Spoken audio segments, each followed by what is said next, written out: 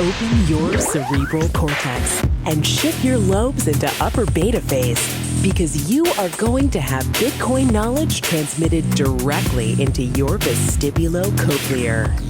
Your host at Bitcoin Knowledge is Trace Mayer, an early Bitcoin advocate since it cost $0.25, but this is not intended to be investment advice. A doctor of jurisprudence, but this is definitely not legal advice. And an investor in core cryptocurrency infrastructure, including Armory, BitPay, Kraken, and Mitagio, but this is not a recommendation of those services.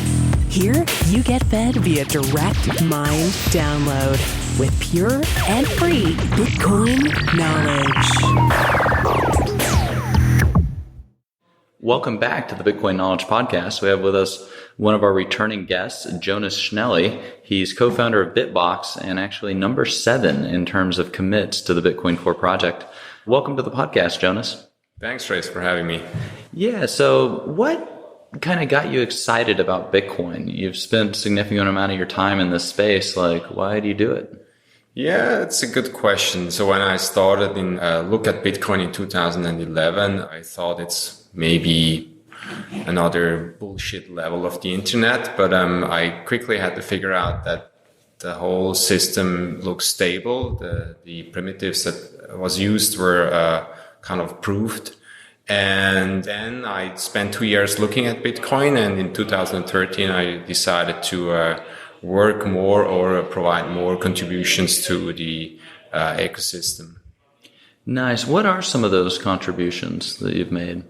Initially, I was focusing on the UI, like optimizing icons and things like that. But I quickly had to figure out there's way more things that we need to fix before getting mass adoption, which are going down to the deepest level of the protocol. And I had to learn all the details from the UI down to the core level. And I did a lot of changes on the peer-to-peer level and on the GUI. So the whole Bitcoin versus millibit versus Satoshis in terms of the display, that's coming down to what you're doing, huh? Initially, it looked like that. I thought this will help most, but I had to figure out it's also, why do we have 100 gigabyte you need to store in order to run a full node? And on the way, then we got to prune peers and stuff like that, which is usability in a form where it doesn't touch the UI, but still it's essential to run stuff easily. So what exactly is happening with this pruning?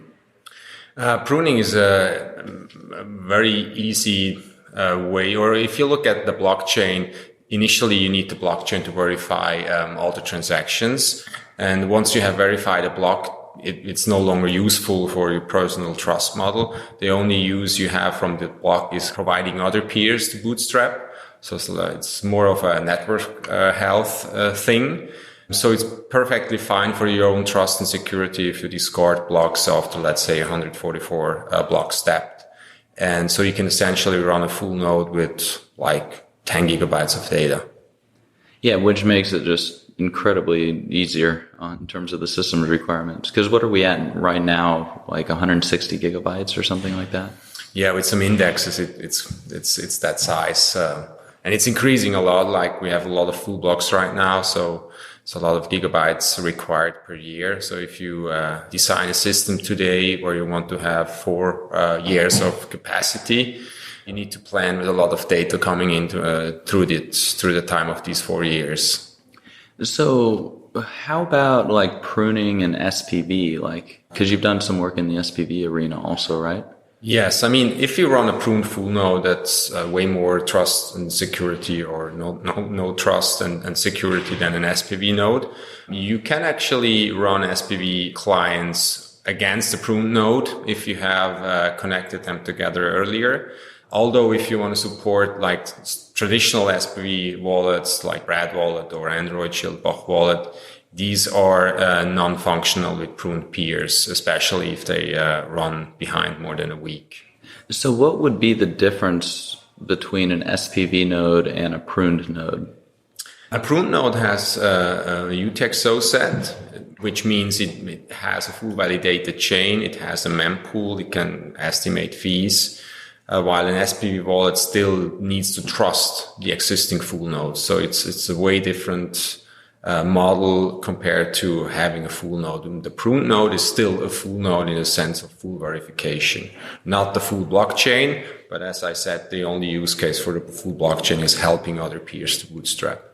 So a full-blown mempool, what exactly is going on with a mempool? A mempool is essential the element when there's transactions being broadcasted initially, they end up in the mempool of the peers. So during the time of forming a block, miners will look at the mempool, collect the most economical transactions and form those into a block. Usually the mempool is way larger than one single block. So it's like a competition of these transactions to get into the next blocks. And the mempool is a requirement to kind of have a peer-to-peer system of these transactions. And it's also very handy to estimate fees because you can look at all these transactions that are competing for the next block. And so you know what fees you need to pay in a trustless manner. While with SPV wallets, you need to trust the provider of these fee estimations, which usually had in the past a tendency to overshoot. And so this is very important then also to get a better fee market. So why is it so important for people to run a full node? If you look why Bitcoin was, or how Bitcoin was designed, it was designed to eliminate trusted third parties. It's all about having a system where you don't need to trust anyone. And as soon as you break out that full validation, if you try to avoid that, you're essentially build another trusted third party in a way. With SPV, it's like in between, but if you not use SPV and not use a full node, it's like PayPal, in my opinion. It's not much different. And even with SPV, there's a lot of trust elements you need to keep. So if you want to use what Bitcoin's main property, you need to run a full node. You need to do a full verification. Now, are there different use cases where you might want to use a full node in one particular case, but you would be just fine using either a pruned node or even SPV in a different use case? And perhaps you could let us know what some of those use cases might be. Yeah, I think if you want to be your own bank, if you seek that independence and that decoupling from the financial system, I think you must run a full node at some point, because otherwise you trust, like no longer the banks, but you trust some peers that may be run by a bank. So you don't know. It's just a shift of the trust layer. And I think you can run a full node at some point at some place and still have the capability to run SPV clients somewhere else on your smartphone. And ideally, you connect those two worlds together.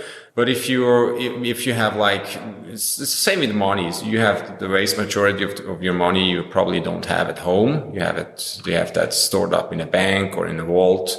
And your daily spendings you have in a wallet you keep with you. So the same model is probably possible for like hot cold storage, smartphones versus a bank at home in the form of a box, a node in a box or something. So what is this BitBox that you're working on? BitBox, is a product from Shift Cryptocurrency, a Swiss company I've co-founded. And BitBox is a hardware wallet, traditional hardware wallet. And there are other products we're planning that go more into the direction of a full node, but BitBox is a hardware wallet, right? So is it in the same kind of arena or category as like a Trezor or a Ledger or OpenDime or Cold Card, these types of things? Yeah. So when we started the company, there was only Trezor and Ledger. Even Trezor was like building or had proposed its first product when we started with the idea. So it was very early. It took us a lot of time to get the product out because it's complicated. It's hardware. And the idea was like to not have only one or two competitors or market players there, because that essentially hurts security of the end users. So, and I also think the market will always be ready for a couple of providers because of that problem that a single vendor is not good. Could you perhaps elaborate a little bit on what types of problems can kind of creep up or potentially become as a result of using these customized hardware, like hardware that's customized for Bitcoin key management specifically? Yeah, I mean, if people start to figure out there is a single vendor that is used from a lot of high value Bitcoin holders, then this is a target. The production facilities, the whole production chain is a target, because if you can manipulate at that point, you can eventually manage to steal a lot of funds. You can distribute that if you have multiple vendors, multiple production chains. And then you can combine as end users. You can combine by either splitting your funds onto two platforms, or even by combining them in a multi-sig to a single vault. And I think this is essential for end user security. And the more players we have, the better end user security we get at the end. What about with resellers? For example, like when they're being sold on eBay or Amazon, what should users kind of be alert to? Yeah, it's a big problem. It's still very immature how the whole community deals with that. I think ideally there must be visual proofs that users can verify, like how the hardware wallet should look like. And second, there is some initial things they need to check. Is it preloaded with a seed, which is like a big danger sign? And of course, software you interact with your hardware wallet must make users aware of that. But I think it's still very immature. We're still building these processes, and hopefully in 2-3 years we're ready for greater mass adoption. So what has really motivated you as a developer? Because you've been through the ups and downs in terms of the price. Like why stick around? Yeah, you said ups and downs, right? But when I started, and of course I had to buy some Bitcoins to play with, it was like at a very low figure, so 1-digit figure. And for me, everything that's available in the last couple of years is ridiculous high. So ups and downs, yes. I see people come and go, people from the investment side. But what really keeps me attached to Bitcoin is how the development happened and how strong the whole system is built. And I think it has the potential to lead financial services in the next decades. And that makes me really convinced. And that's where I get the power from work on that system. Where is the strength in Bitcoin? Like if what are some of the major pillars in your opinion of what makes this such a strong kind of phenomenon or asset? I think there's, again, multiple layers. One is probably the cryptographic sets that has been used in Bitcoin, which are hard to change. And then second, the trust it gained. I mean, it's a multi-million and now multi-billion honeypot you can fetch if you manage to break any of these assumptions. And nobody has achieved to break these assumptions and these cryptographical primitives. And this is like the base layer for trust that went into the system. And trust is very important for financial value. I mean, with shells, with gold, it's all about trust at the end. And I think it's hard to rebootstrap that because trust is not something you can build up with a white paper. And this makes me think that Bitcoin will eventually be the only way how we can succeed in that cryptocurrency world. What is the most exciting thing on the horizon in this space, at least to you? Yeah, I think Lightning just pops up then in my head because Lightning fills the gap what we all have dreamed of, like a system where we can pay each other immediately without fees. And trustlessly? Trustlessly, for sure. And I think if we manage to roll out that in a good way, which looks like it's possible, I think we finally achieved that goal of having these immediately trustless, fee-less transactions. And I think this will be then the way how we can roll out mass adoption with merchants and everyone can use it. I think this is the thing. So in addition to the merchant consumer use case, what other types of things can be built on Lightning that you are excited about? Yeah, when I started to look at Bitcoin, I had all these ideas of decentralized, autonomous organizations and, what else you can put on a blockchain. But also with reading a lot of academical papers and studies, I came to the conclusion that there eventually is no other use case than pure financial transactions, because it looks like there's tons of great ideas, but at the end, is it possible to kind of execute these ideas? Maybe not. I haven't seen any real use case besides financial transactions and eventually some time stamping. And I really much abandoned all those ideas in favor of maybe it's only for financial transactions. At least for now, or in the foreseeable future. Before we kind of close the interview, what would be one or two pieces of advice that you would give all the listeners? Yeah, I think people who are using Bitcoin right now should be aware that this is early tech. They should always be precautioned about their own security and setup. I think they should not forget that Bitcoin is only trustless if they run full validation at some point. This is the main property, and they should always not forget that if they go away from that this may lose the main property of why they have started using Bitcoin. And of course, one of the key points in the whole cryptocurrency space is key storage. They should manage or try to manage their keys in a secure way, which is painful, but they should not lose faith that will be a solution at the end for them. So run a full node, hold your own private keys. I think if you manage to do that, you're pretty on the good side. You're doing it right. Well, we've had an excellent interview with Jonas Schnelli, co-founder of BitBox and number 7 in terms of commits to the Bitcoin Core project. Thanks so much for being with us, Jonas. Thanks.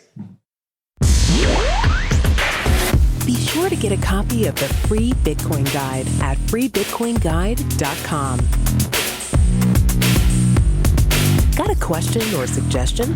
Record your voice at bitcoin.kn. Don't be shy. To help the show, share bitcoin.kn with friends, post about it on Reddit, and otherwise spam the interwebs. Your iTunes comments and 5-star reviews are very important to us. Please continue tuning in to the Bitcoin Knowledge Podcast, where we release interviews with the top people in the Bitcoin world. Now take some choline and let that Bitcoin knowledge consolidate.